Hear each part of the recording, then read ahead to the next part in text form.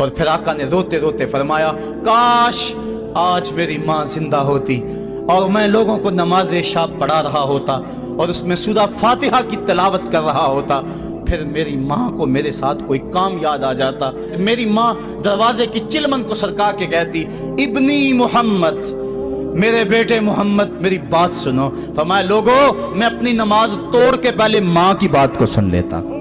یہ ماں ہے جس کی محبت کو مصطفیٰ کریم نے بھی محسوس کیا ہے۔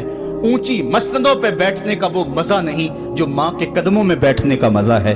اور وہ کیا کہا تھا خورشید گیلانی نے، وہ کہتا ہے کہ 5 اسٹار ہوٹلوں میں کھانا کھانے میں وہ لطف کہاں جو چولہے پہ پاس بیٹھ کے ماں کے ہاتھوں سے پکی ہوئی چپاتیاں کھانے میں مزہ ہے، اور عالی جناب حضرت صاحب اور اعلیٰ اور بھاری اور بھرکم لفظ سننے میں اور گارڈ آف آنر کا معائنہ کرنے میں وہ لذت کہاں ہے جو ماں کے اوئے ببلو کہنے کے اندر رکھا گیا ہے۔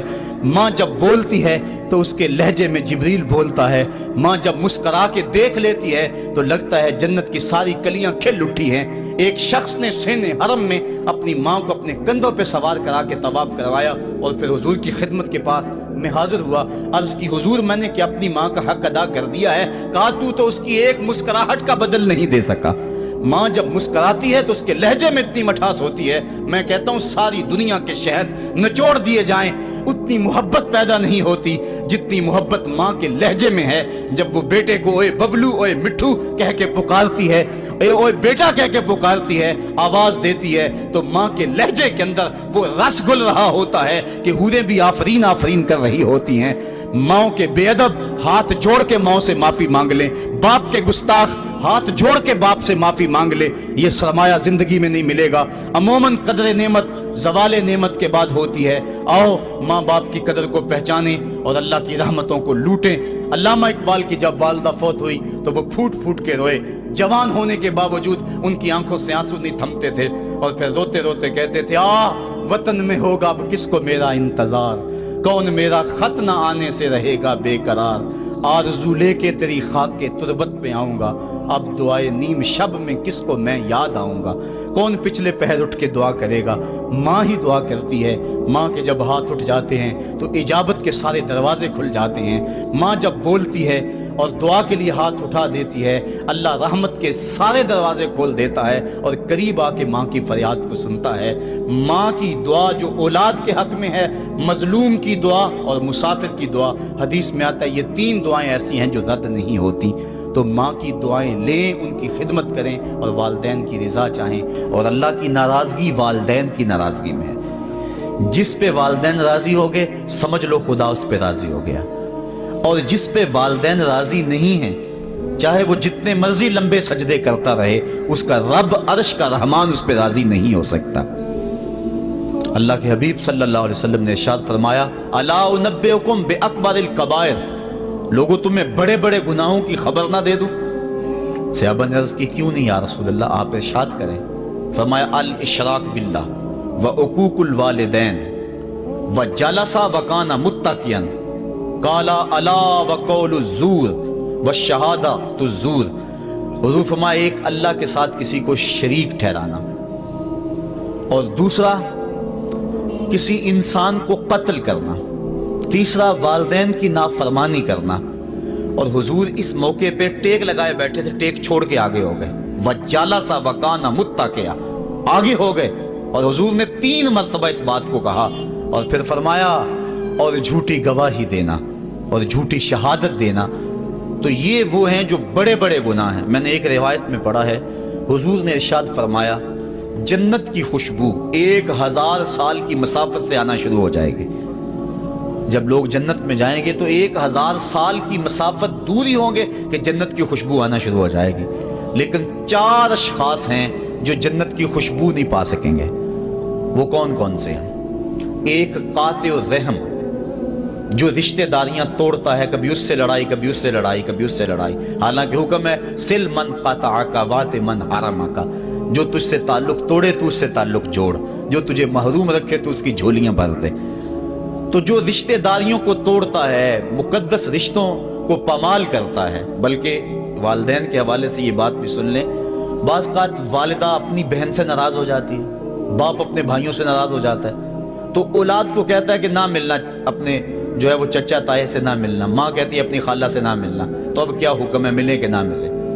تو علماء نے اس پہ گفتگو فرمائی ہے کہ قطع رحمی حرام ہے، اور ماں قطع رحمی کا حکم دے رہی ہے، کہتی ہے، اور بندہ سوچتا ہے، بچہ سوچتا ہے کہ میری خالہ تو میری ماں کے پیچھے، میرے چچا میرے تائے تو میرے باپ کے پیچھے ہیں، جب باپ نہیں ملتا تو میرے کیا لگتے ہیں، جب ماں نہیں ملتی تو خالہ اور ماموں میرے کیا لگتے ہیں؟ تو وہ ماں کے پیچھے اور باپ کے پیچھے لگ کر ان عظیم رشتوں کو چھوڑ دیتا ہے، جبکہ لا طاعت المخلوق فی معصیت الخالق، خالق کی معصیت میں مخلوق کی اطاعت نہیں ہوگی۔ تو جو یہ چیزیں ہیں قطع رحمی نہیں کی جائے گی۔ علماء نے یہاں طریقہ یہ بیان کیا ہے کہ والدین سے چوری ملے تاکہ ان کا بھی دل نہ دکھے لیکن ان سے تعلق نہ توڑے، چونکہ قطع رحمی کے زمرے میں نہ آئے۔ تو 4 اشخاص ہیں قیامت کے دن جو جنت کی خوشبو بھی نہیں پائیں گے، ان میں سے قطع رحمی کرنے والا، دوسرا بوڑھا زانی، اور تیسرا تکبر کی وجہ سے ٹخنوں سے نیچے شلوار لٹکانے والا، اور چوتھا والدین کی نافرمانی کرنے والا۔ حضور فرمایا یہ 4 اشخاص ایسے ہیں کہ جو جنت کی خوشبو بھی نہیں پائیں گے۔ اور ایک اور 4 اشخاص کی کہانی سنو۔ حضور نے ارشاد فرمایا، اے عمر، اگر مجھے لوگوں کے سست ہو جانے کا ڈر نہ ہو تو میں تمہیں یہ بات کہوں کہ اس خبر کو جا کے گلی بازاروں میں بتا دو اور 4 اشخاص کی جنت کی گواہی دے دو کہ انہیں جنت میں جانے سے کوئی شے نہیں روک سکتی۔ عرض کی حضور کون کون؟ فرمایا ایک وہ عورت جس نے اپنی ساری محبتیں اپنے خامد پہ نچھاور کر دیں اور وہ اس حال میں مری کہ اس کا خامد اس پہ راضی تھا، جنت میں جانے سے اس کو کوئی شے نہیں روک سکتی۔ اور دوسرا وہ شخص جس کے بچے زیادہ ہیں، ذرائع آمدنی تھوڑے ہیں، لیکن اس نے اپنے بچوں کے پیٹ میں حرام کا لقمہ نہیں جانے دیا، محنت کرتا رہا، اوور ٹائم لگاتا رہا، مزدوری کرتا رہا اور اپنے بیٹوں کے لیے رزق حلال کی تلاش میں رہا۔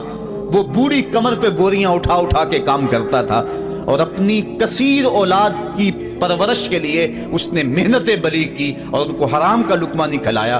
فرمایا قیامت کے دن اس کو بھی جنت میں جانے سے کوئی شے رکاوٹ نہیں پیدا کر سکتی۔ اور تیسرا حضور نے فرمایا وہ شخص کہ جو اپنے والدین کے ساتھ حسن سلوک کرے اور اس کے والدین اس پہ خوش ہوں، اس پہ راضی ہو جائیں۔ اور چوتھا وہ شخص کہ جس نے ایسی سچی توبہ کی کہ گناہوں کی طرف پلٹنا اس کے لیے اتنا مشکل تھا، جس طرح جانور کے تھن سے نکلا ہوا دودھ واپس نہیں جا سکتا، وہ گناہوں کی دنیا میں دوبارہ نہیں جا سکتا۔ تو یہ فرمایا یہ 4 شخص ایسے ہیں، عمر اگر اس بات کا ڈر نہ ہو کہ لوگ سست پڑ جائیں گے تو ان 4 اشخاص کے بارے میں شہادت دے دو کہ یہ دنیا پہ چلتے پھرتے جنتی۔ تو ماں باپ کی خدمت کرنے والا، ماں باپ کو راضی رکھنے والا یقیناً اللہ کی نعمتوں کا حقدار ہے۔ وہ بدبخت ہیں بیٹے جو ماں باپ کو راضی نہیں رکھتے۔ اللہ کے حبیب صلی اللہ علیہ وسلم کی خدمت میں ایک شخص حاضر ہوا اور اس نے اذن جہاد طلب کیا، حضور میں جہاد پہ جانا چاہتا ہوں، مجھے اجازت مرحمت فرمائے۔ حضور نے فرمایا احی والدہ کا، کیا تیرے والدین زندہ ہیں؟ قالا نعم، عرض کی ہاں حضور میرے والدین زندہ ہیں۔ قالا ففیہما فجاہد، کہا جا ان کی خدمت کر، یہی تیرا جہاد ہے۔ ماں باپ کو بلکتا ہوا چھوڑ جائے اور آپ جہاد پہ چلا جائے، ماں فالج میں گری ہوئی ہے اور بیٹا تبلیغی گشت پہ چلا جائے، باپ تڑپ رہا ہے اور بیٹا پیر کی چوکھٹ پہ جھاڑو دیتا پھرے، اللہ راضی نہیں ہوگا۔ میں سچ کہتا ہوں، اپنے بھی خفا مجھ سے ہیں، بیگانے بھی ناخوش، کہ میں زہر حلاحل کو کبھی کہہ نہ سکا کند، بات وہی کہتا ہوں سمجھتا ہوں جسے حق، نئے ابلہ مسجد ہوں نئے تہذیب کا فرزند، محمد عربی صلی اللہ علیہ وسلم سے بڑا پیر کون ہو سکتا ہے؟ لیکن حضرت وہ ویسے کرنی نہیں آ رہے۔ آقا کریم اپنے بٹن کھولتے ہیں اور کرن کی طرف، یمن کی طرف رخ کر کے لمبی سانسیں لیتے ہیں اور کہا میں رحمان کی خوشبو پا رہا ہوں۔ ایک دن صحابہ نے پوچھا بندہ نواز جس کے لیے تڑپتے ہو، جس کی ٹھنڈی ہوائیں آپ کو آ رہی ہیں، وہ آپ کا بڑا پیار کرنے والا ہے؟ کہا ہاں میرے سے بڑی محبت کرتا ہے۔ تو کہا پھر اتنی محبت کرتا ہے تو یمن تو دور نہیں ہے، بلال حبش سے آ گیا، سلمان فارس سے آ گیا، سہیب روم سے آ گیا، اور وہ یہاں یمن سے نہیں آ سکا؟ فرمایا اس کی بوڑھی اور نابینا ماں ہے جس کی خدمت اس کو نہیں آنے دیتی۔ اللہ اکبر۔ اب حضرت اویس کرنی نہیں آئے لیکن خیر التابعین کہلائے، آئے نہیں لیکن حضور ان کی یاد میں تڑپ رہے ہیں۔ اللہ، بلکہ حضور نے فرمایا کہ کوئی جائے اویس بن عامر کو ملے، اور جب ملے تو اس کو کہنا میری امت کی بخشش کی دعا کرے۔ جو ماں باپ کی خدمت کرتا ہے اس سے ثابت ہوا اس کی دعائیں قبول ہوتی ہیں۔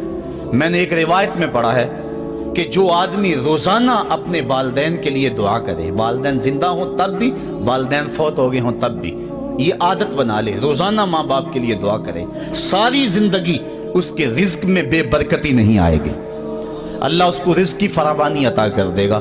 اور جو والدین کے لیے دعا نہیں کرتا اللہ تعالیٰ کی رحمتوں سے محروم ہو جاتا ہے۔ حضرت ابو ہریرہ رضی اللہ تعالیٰ عنہ جب بھی ہاتھ اٹھاتے تھے تو یہ دعا کرتے تھے، اللہم اغفر لأبی ہریرہ ولأمی ولمن استغفر لہما، اے اللہ ابو ہریرہ کو بخش دے، حضرت ابو ہریرہ کی ماں کو بخش دے، اور قیامت تک جو ہم دونوں کے لیے بخشش کی دعا کرے اس کو بھی بخش دے۔ حضرت امام محمد بن سیرین ایک بزرگ ہوئے تابعی، جب بھی دعا کرتے تھے یہ دعا ضرور کرتے تھے، اے اللہ ابو ہریرہ کی بخشش کر دے۔ کسی نے کہا کہ تمہیں ابو ہریرہ رضی اللہ تعالیٰ نے ان کی ماں سے بڑی ہمدردی ہے؟ کہا ان سے جو ہمدردی ہونی ہے وہ تو ہونی ہے۔ انہوں نے کہا ہوا ہے اللہ ابو ہریرہ اور ان کی ماں کو بخش دے، جو ان کے لیے دعا کرے اس کو بھی بخش دے۔ تو میں دعا کر کے اپنی بخشش پکی کر رہا ہوں۔ تو والدین کے لیے دعا کرنا اللہ کی رحمت کو دعوت دینا ہے۔ تو فرمایا کہ جاؤ اویس بن عامر کو جانا اور جا کے اس کو میری امت کے لیے دعا کا کہنا۔ حضرت سیدنا عمر فاروق حضرت علی المرتضیٰ گئے، جا کے ڈھونڈا، تلاش کیا، اویس بن عامر ملے، حضور کا سلام کہا، بس پھوٹ پھوٹ کے رونے لگے۔ کہا بتاؤ میرے رسول کے لبوں پہ میرا نام کیسے آیا تھا؟ حضور میرا جب تذکرہ کرتے تھے کیسے کرتے تھے؟ یہ درد دیکھا تو بولے کہ کیا آپ اتنی محبت رکھتی ہیں تو پھر ملنے کیوں نہیں آئے حضور کو؟ اتنا جو پیار رکھتے ہیں تو زیارت کرنے کیوں نہیں آئے؟ تو حضرت اویس کرنی نے بات کے رخ کو بدلا، کہا تم نے میرے رسول کو دیکھا؟ تم نے میرے رسول کی زیارت کی ہے؟ کہا ہاں ہم تو صبح و شام وہاں رہے ہیں۔ کہا پھر بتاؤ حضور کے یہ ابرو جڑے ہوئے تھے یا کھلے ہوئے تھے؟ اب دونوں حیران ہو گئے۔ کہا تم نے تو دیکھا، میں نے تو دیکھا نہیں، تم بتاؤ نا، پھر میں تو گیا نہیں، مجھے کہتے ہو گیا نہیں، تم بتاؤ حضور کے ابرو جڑے ہوئے تھے یا کھلے ہوئے تھے؟ حیران ہیں۔ کہا حضور آپ ہی بتلائیے۔ کہا کوئی دور سے دیکھتا تو جڑے ہوئے نظر آتے، قریب آ کے دیکھتا تو کھلے ہوئے نظر آتے۔ یہ وہ ہے جو ماں کی خدمت کرتا رہا اور حضور کے دربار میں حاضر نہیں ہو سکا، لیکن حاضری اس کی تھی، وہ جہاں بھی تھا وہ نبی کے قرب میں تھا۔ تو اس لیے ماں باپ کی خدمت اتنا بڑا وظیفہ ہے۔ حضرت بایزید بستامی کہتے ہیں میں نے حق معاف کروا لی اپنی ماں سے، کہ ماں تیرے حق ادا کروں یا اللہ کے حق ادا کروں؟ تو مجھے اپنے حق معاف کر دے، میں اللہ سے اپنے حق معاف کروا لیتا ہوں، اپنی اللہ کو راضی کر لیتا ہوں۔ جنگلوں میں گھومتے رہے، 12 سال بیت گئے، ایک دن دوبارہ آئے، بستام کی سمت سے گزرے، خیال آیا چلو ماں کو سلام کر جاؤں۔ تہجد کا وقت تھا، رات کا وقت تھا، دروازے پہ کھڑے رہ گئے کہ میری ماں سوئی ہوگی، میں نے کبھی کوئی خدمت نہیں کی ماں کی، تو اب اٹھا کے تکلیف کیوں دوں؟ ساری رات کھڑے رہے۔ جب تہجد کا وقت گزرا تو نالی سے پانی آیا، سمجھ گئے کہ میری ماں تہجد کے لیے اٹھی ہے، دروازے کے قریب ہو گئے تو ماں نے ہاتھ اٹھا لیے، کہا اللہ میرا بیٹا بایزید تیری طلب میں نکلا ہوا ہے، میں نے اسے اپنے حق معاف کر دیے، تو اس کو اپنا وصال عطا کر دے۔ حضرت بایزید دروازہ کھٹکھٹانے لگے اور ماں کے قدموں میں لپٹ گئے اور رو کے کہنے لگے جس رب کو میں جنگلوں میں تلاش کرتا ہوں وہ تو رب میری ماں کے پاس ہے۔ تو ماں کی دعاؤں میں اللہ کی رضا ہے، ماں راضی ہو جائے تو سمجھ لو خدا راضی ہے۔ اللہ تعالیٰ جل شانہ نے ارشاد فرمایا وَقَضَىٰ رَبُّكَ أَلَّا تَعْبُدُوا إِلَّا إِيَّاهُ، تیرے رب نے یہ طے کر دیا ہے کہ اس کے علاوہ کسی کی پوجا نہیں کرو گے، وَبِالْوَالِدَيْنِ إِحْسَانًا، اور والدین کے ساتھ اس نے سلوک سے پیش آؤ گے، اِمَّا يَبْلُغَنَّ عِندَكَ الْكِبَرَ أَحَدُهُمَا أَوْ كِلَاهُمَا فَلَا تَقُل لَّهُمَا أُفٍّ وَلَا تَنْهَرْهُمَا، اگر تیرے پاس دو یا دونوں میں سے ایک بڑھاپے کو پہنچ جائیں تو پھر ان کے سامنے تو نے اف بھی نہیں کہنی اور نہ ان کو جھڑکنا ہے اور ان سے نرم لہجے میں بات کرنی ہے۔ جب ماں باپ جوان ہوں، بچوں کی ضروریات پوری کر رہے ہیں، ان کے تعلیمی اخراجات اور ان کے معاشی سارے معاملات درست کر رہے ہوں، تو اس وقت تو والدین کی بچے تعظیم کرتے ہی ہیں۔ امتحان اس وقت شروع ہوتا ہے جب ماں باپ بوڑھے ہو جاتے ہیں اور چلنے پھرنے کی سخت بھی نہیں رہتی، صرف سانس کی ایک ڈوری لٹکی رہتی ہے، اور جس طرح بچہ اپنے بدن سے مکھی بھی نہیں اڑا سکتا تھا، اب یہ حالت ماں باپ پر آ گئی اور بچے کی طرح مزاج چڑچڑا ہو گیا۔ زمانے کے حالات بدل گئے، لیکن ماں باپ کی وہ پرانی روش ہے، وہ اسی انداز میں اسی ڈگر میں بات کرتا ہے۔ یہ آزمائش کے دن ہیں، یہ امتحان کے دن ہے، اب دیکھنا ہے والدین کی اس وقت تعظیم کون کرتا ہے۔ فرمایا اما یبلغن عندک الکبر، اگر تیرے پاس وہ بڑھاپے کو پہنچ جائیں، دونوں پہنچ جائیں، یا تیری خوش قسمتی کہ دونوں میں سے ایک پہنچ جائیں یا دونوں پہنچ جائیں، تو پھر ان کی تو نے تعظیم کرنی ہے۔ کیا کیسے تعظیم کرنی ہے؟ فلا تقل لہما اف، تو نے ان کو اف بھی نہیں کہنا۔ حضرت امام فخر الدین رازی کے حوالے سے میں آج ہی صبح یا گزشتہ شب اف کی تشریحات دیکھ رہا تھا، انہوں نے 12-13 اقوال بیان کیے ہیں، لیکن 2 قول فرماتے ہیں۔ اف یہ ہے کہ انسان کے بدن کے اوپر جو شفاف رہتا ہو، صاف رہتا ہو، مٹی پڑ جائے، ریت کا ذرہ پڑ جائے تو اس کو پھونک مار کے اس کو ہٹاتا ہے، تو وہ پھونک سے جو آواز پیدا ہوتی ہے اس کو عربی میں اف کہتے ہیں۔ تو پھر اف ہر اس چیز کے لیے منقول ہو گیا جو ناپسندیدہ ہے۔ ایک تو قول یہ ہے کہ والدین کے سامنے اس احتیاط سے رہو۔ دوسری بات آپ فرماتے ہیں اف کا مفہوم یہ ہے کہ جب ماں باپ بوڑھے ہو جائیں تو بول و براز چارپائی پہ نکل جاتا ہے اور انسان ان کو اٹھا کے ان کی خدمت کرتا ہے، صفائی کرتا ہے، کپڑے بدلتا ہے۔ انسان کی طبیعت میں جو فطری نفاست ہے اس کے تحت اس کو ماں باپ سے جو مکروہ اور ناپسندیدہ بو آتی ہے اس سے وہ بچنا چاہتا ہے۔ وہ نفرت ماں باپ سے نہیں ہوتی، وہ نفرت اس بدبو سے ہوتی ہے جو ماں باپ کے بدن سے یا چارپائی سے یا کپڑوں سے اٹھ رہی ہے۔ تو بندہ اپنے جو ہے وہ ناک پہ کپڑا رکھ لیتا ہے اس بدبو سے بچنے کے لیے۔ تو اف کے مفہوم کو بیان کرتے ہوئے حضرت امام رازی کہتے ہیں کہ انسان کو اس بات سے بھی روکا گیا ہے کہ تو اپنے ناک پہ کپڑا رکھ کے اگر ان کو صفائی کر رہا ہوگا تو ماں باپ کے نازک دل پہ کہیں یہ بوجھ نہ آ جائے کہ میرا بیٹا مجھ سے نفرت کر رہا ہے۔ اس لیے والدین کی تعظیم کا عالم یہ ہے کہ تو کھلے ناک سے ان کی خدمت کرے اور وہ بدبو سہتا رہے اور اپنے ناک کے اوپر کپڑا بھی نہ رکھے کہ تیرے ماں اور تیرے باپ کے دل کے اندر اتنا خلال اور ملال بھی پیدا نہ ہو۔ یہ ہے اف کا زمرہ۔ حضرت امام حسن رضی اللہ تعالیٰ عنہ نے ساری زندگی اپنی والدہ حضرت فاطمہ زہرا کے ساتھ بیٹھ کے کھانا نہیں کھایا تھا۔ ایک دن حضرت سیدہ فاطمہ نے فرمایا کہ بیٹا میرا جی چاہتا ہے کہ میرے ساتھ تم بیٹھ کے کھانا کھاؤ، لیکن تم نے کبھی بھی میرے ساتھ بیٹھ کے کھانا نہیں کھایا، کیا وجہ ہے اس کی؟ تو حضرت امام حسن فرمانے لگے، عرض کرنے لگے امی میں اس ڈر سے آپ کے پاس بیٹھ کے کھانا نہیں کھاتا کہ کہیں کسی لقمے کی طرف آپ کی نظر بڑھ جائے اور میں عدم آگہی کی وجہ سے اپنے ہاتھ کو اس لقمے کے پہ ڈال لوں اور نہ جان سکوں کہ اس لقمے کو اٹھانے کا ارادہ میری ماں کے دل میں پیدا ہو چکا ہے اور میں اللہ کی رحمتوں سے محروم ہو جاؤں، اس ڈر سے میں آپ کے ساتھ بیٹھ کے کھانا نہیں کھایا کرتا۔ یعنی ماں باپ کی تعظیم کا عالم یہ ہے، اف تک نہ کہو۔ حضرت سعید بن المسیب رضی اللہ تعالی عنہ جلیل القدر تابعی ہیں، وہ فرماتے ہیں کہ والدین کے سامنے بیٹے کی حالت کیا ہونی چاہیے۔ وہ فرماتے ہیں جس طرح بھاگا ہوا غلام پکڑا جائے اور اس کو پکڑ کے جو ہے وہ آقا کے سامنے پیش کر دیا جائے، تو اس بھاگے ہوئے غلام کو پکڑ کے جب آقا کے سامنے پیش کر دیا جائے تو جو حالت اس غلام کی ہوتی ہے بیٹے کی حالت یہ ماں باپ کے سامنے ہونی چاہیے۔ اب ان بیٹوں کو سوچنا چاہیے جو اپنے ماں باپ کو دقیانوسی کا تانا دیتے ہیں اور سمجھتے ہیں یہ اولڈ فیشن ہے، انہیں کیا پتا زمانہ کہاں چلا گیا ہے، اور ان کے فیصلوں کو مسترد کرتے ہیں۔ علماء نے اس بات کو تفصیل کے ساتھ بیان کیا ہے کہ شریعت کے جو قطعی ضابطے ہیں ان ضابطوں اور ان قوانین کو اور ان معاملات میں تو والدین کی فرما برداری نہیں ہوگی اللہ کی اگر معصیت ہوتی ہو، لیکن جو معاملے شک والے ہیں وہاں ماں باپ کے قول کو ترجیح دی جائے۔ تو فرمایا ان کے سامنے اف بھی نہیں کہنی، وَقُلْ لَهُمَا قَوْلًا كَرِيمًا، اور ان سے نرم لہجے میں بات کرنی ہے۔ وَاخْفِضْ لَهُمَا جَنَاحَ الذُّلِّ مِنَ الرَّحْمَةِ، اور ان سے بات اور ان کے لیے اپنے بازو بچھا لینے ہیں نرم دلی کی وجہ سے، نرمی کی وجہ سے۔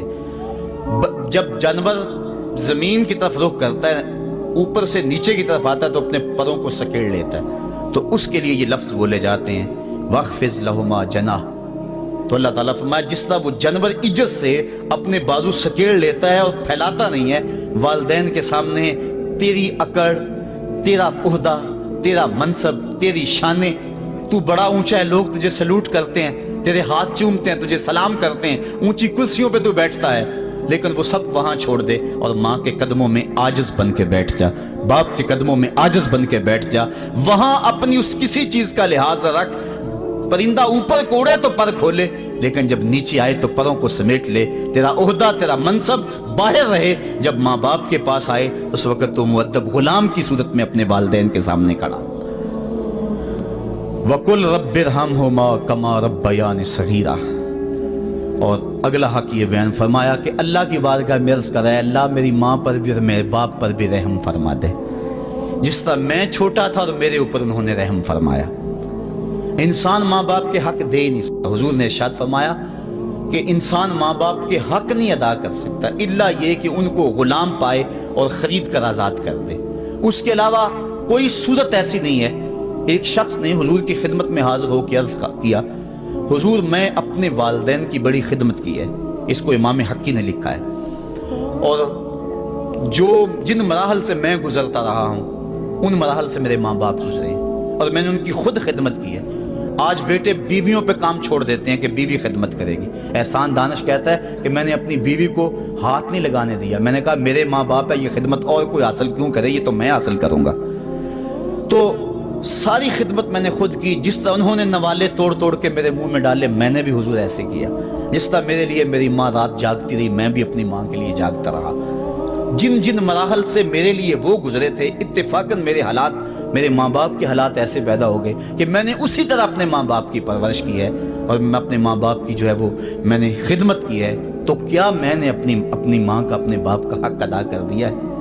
تو حضور نے ارشاد فرمایا تو نے ایسے ہی خدمت کی ہوگی، لیکن جب تیری خدمت تیری ماں کرتی تھی تو ساتھ ساتھ تیری زندگی کی دعائیں مانگتی تھی، اور جب باپ بوڑھا ہو گیا تھا، ماں بوڑھی ہو گئی تھی، آزاد شل ہو گئے تھے، فالج میں مبتلا تھے، تو ان کے لیے زندگی کی دعائیں تو نہیں مانگتا تھا، تو یہ کہتا تھا اللہ انہیں پردہ دے دے۔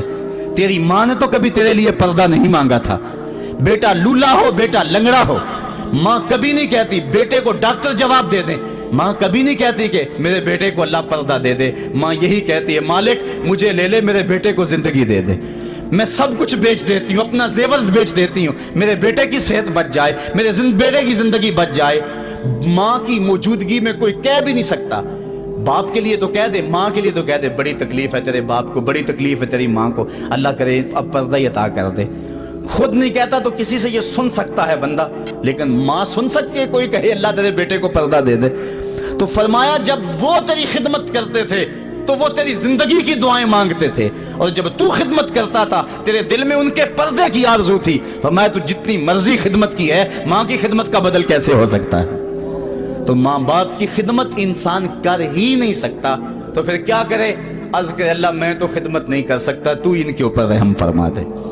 ماں باپ کے لیے دعا کرے، علماء نے یہاں بیان فرمایا ماں کافر ہو تو پھر بھی دعا کرے، باپ کافر ہو تو پھر بھی دعا کرے، مومن ہو تو پھر بھی دعا کرے، گناہگار ہو پھر بھی دعا کرے، نیکوکار ہو پھر بھی دعا نہ چھوڑے۔ حضرت ابو ہریرہ رضی اللہ تعالیٰ عنہ فرماتے ہیں میری ماں کافرہ تھی اور میں حضور کا غلام، اور ماں ہر وقت اپنی دھن میں اور میں اپنی دھن میں ہوں۔ حضرت ابو ہریرہ کے بھائی کوئی نہیں ہے، باپ فوت ہو گئے ہیں، بہن کوئی نہیں ہے، ابھی شادی بھی نہیں ہوئی، دنیا پہ رشتہ ہی کوئی نہیں سوائے ماں کے، گھر آتے ہیں تو ماں سے بات کرنی ہوتی ہے، جو سن کے آتے ہیں ماں سے وہ دکھ کھولنا ہوتا ہے، بات کرنی ہوتی ہے، حضور کی باتیں سنانی ہوتی ہیں، لیکن ماں ہے اتفاق سے کافرہ ہے، حضور کی بات وہ سننا گوارا نہیں کرتی۔ حضرت ابو ہریرہ کو اور بات آتی کوئی نہیں، وہ تو کرتے حضور کی باتیں۔ ایک دن حضور کی بات چھیڑی، ماں کی زبان سے کوئی جملہ ایسا نکلا جو سخت تھا، گوارا نہ ہوا، چھوڑ دیا گھر کو۔ ماں تیری عظمت کو سلام، لیکن رسول اللہ کے مقابلے میں تیری کوئی شان نہیں ہے۔ گھر سے نکلے، لیکن نکلے تو پاؤں ڈگمگا رہے تھے کہ دنیا پہ ایک ہی رشتہ تھا وہ بھی جاتا رہا۔ چند قدم چلے تو دل میں خیال آیا سارے دکھوں کا جو مداوا کرتا ہے، میں اس آقا کی بارگاہ میں یہ دکھڑا کیوں نہ بیان کر دوں۔ دریائے رحمت جوش میں تھا، وہ دلوں کی حالتیں بوجھ لینے والے آقا نے پوچھا ابو ہریرہ کیا ہے؟ عرض کی حضور میری ماں کی ہدایت کے لیے دعا کر دو۔ یہ کہا اور پھوٹ پھوٹ کے رونے لگے۔ حضور نے فوراً ہاتھ اٹھا دیے اور مسلم کے لفظ ہیں اللہم اہد ام ابی ہریرہ، اے اللہ ابو ہریرہ کی ماں کو ہدایت عطا کر دے۔ بس یہ بات سنی حضرت ابو ہریرہ کا چہرہ کھل اٹھا، اپنے گھر کو دوڑ لگا دی۔ کوئی رستے میں ملا، کہا ابو ہریرہ اتنی تیز تو تم کبھی نہیں دوڑتے تھے، آج کیا ہوا؟ اتنی تیز تیز کیوں دوڑ رہے ہو؟ کہا آج ہی تو دیکھنا چاہتا ہوں کہ گھر پہلے میں پہنچتا ہوں یا میرے آقا کی دعا پہلے پہنچتی ہے۔ حضرت ابو ہریرہ فرماتے ہیں جب میں گھر پہنچا تو دروازہ بند تھا، میں نے دستک دی، اندر سے آواز آئی بیٹا ٹھہرو میں آتی ہوں۔ کہا اس لہجے کو جان گیا، اس میں محمد کی بولی بول رہی ہے۔ کہا تھوڑی دیر کے بعد میری ماں آئی، تازہ غسل کی وجہ سے اس کے بالوں سے پانی کے قطرے ٹپک رہے تھے، اور میری ماں زنجیر کھول رہی تھی، اس کے لبوں پہ شہادت کا کلمہ جاری تھا۔ تو والدین کے لیے مغفرت کی دعا کرتے رہیں، والدین کی بخشش کی دعا کرتے رہیں۔ والدین جب دنیا پہ ہوتے ہیں تو اللہ کی رحمت کا گھنا سایہ ہوتے ہیں، لیکن جب دنیا سے چلے جاتے ہیں ان کی قبر سے بھی فیض ملتا ہے اور سکون اور طمانینت ملتی ہے۔ والدین فوت ہو جائیں تو ان کے حق ختم نہیں ہو جاتے، بلکہ حدیث میں آتا ہے 4 حق ایسے ہیں والدین کے جو مرنے کے بعد بھی اولاد کے ذمہ باقی رہتے ہیں۔ الصلاۃ، ان کے اوپر نماز جنازہ پڑھی جائے۔ دوسرا حق الاستغفار لہم، ان کے لیے بخشش کی دعا کرتے رہی جائے، مسلسل دعا کی جائے بخشش کی ان کے لیے۔ اور ایک روایت میں نے پڑھا ہے اگر کوئی بندہ اس کے والدین حالت ناراضگی میں فوت ہو گئے، والدین ناراض تھے، موقع نہ مل سکا منانے کا اور والدین فوت ہو گئے، تو حدیث میں آتا ہے کہ وہ کثرت کے ساتھ، ایک تو اپنی خالہ کے ساتھ، ماں اگر فوت ہوئی ہے تو باپ ہوئی ہے تو باپ کے بھائیوں کے ساتھ اس نے سلوک کرے، باپ خوش ہوگا۔ دوسرا کثرت کے ساتھ اپنے والد کے لیے استغفار، والدہ کے لیے استغفار کرتا رہے۔ جب کثرت سے استغفار ہوتا رہے گا تو اس کے والدین راضی ہوں گے، اللہ اس کے گناہ کو معاف فرما دے گا۔ دوسرا حق والدین کا یہ ہے استغفار لہم، ان کے لیے بخشش کی دعا کی جائے، حدیث میں آتے ہیں۔ تیسرا حق بر الاصدقاء، ماں کی سہیلیوں، بہنوں اور رشتہ داروں کے ساتھ، اور باپ کے دوستوں، بھائیوں اور رشتہ داروں کے ساتھ اس نے سلوک کیا جائے۔ اور چوتھا حق انجاز الوعد، وعدوں کو پورا کرنا، یعنی ماں نے یا باپ نے جو وعدے کیے ہوئے تھے، مسجد سے کوئی وعدہ تھا، مدرسے سے وعدہ تھا، کسی فلاحی تنظیم سے وعدہ تھا، کسی غریب سے اعانت کا وعدہ تھا، یا ان کا معمول تھا اعانت کرنے کا، تو جو ان کے معمولات ہیں اچھائی کے ان کو جاری رکھا جائے اور اس سلسلے کو باقی رکھا جائے۔ تو یہ 4 حق ایسے ہیں جو والدین کے مرنے کے بعد بھی اولاد کے ذمے باقی رہتے ہیں۔ والدین اللہ کی بہت بڑی نعمت ہیں، جب یہ سایہ سر سے اٹھ جاتا ہے تو پھر پتہ چلتا ہے کتنا گھنا سایہ تھا۔ صاحبو، جن کے والدین زندہ ہیں وہ ان کی زندگی کو غنیمت سمجھیں، اور جن کے والدین کا گھنا سایہ ان کے سر سے اٹھ گیا ہے وہ ان کے لیے استغفار اور کثرت دعا سے ان کی رضا حاصل کرنے کی کوشش کریں۔ اللہ تعالیٰ نے والدین کی رضا میں ہی اپنی رضا کو چھپا کے رکھا ہوا ہے، اور یہ والدین اتنا بڑا سرمایہ ہے۔ میں آپ حیثیت کیا رکھتے ہیں؟ خود امام الانبیاء صلی اللہ علیہ وآلہ وسلم نے والدین کی آرزو کی ہے۔ حدیث میں آتا ہے، امام سیوطی نے اس کو الحابل الفتاوی میں لکھا ہے، امام حیثمی نے بھی اس کو کنز الامال میں لکھا ہے۔ ایک دن حضور نماز عشاء پڑھانے آئے، نماز عشاء پڑھانے کے لیے مصلی پہ کھڑے ہوئے، تا حد نظر صحابہ تھے، حضور کو دیکھ کر ادب سے کھڑے ہو گئے، بس آنکھیں چھلکنے لگی۔ پھر حضور نے روتے روتے کہا لو ادرکت والدی او احدہما، کاش آج میرے ماں باپ زندہ ہوتے یا ان میں سے کوئی ایک ہی زندہ ہوتا۔ انسان نے دکھوں کی زندگی گزاری ہو، بعد میں اللہ خوشحالیاں دے دے تو انسان آرزو کرتا ہے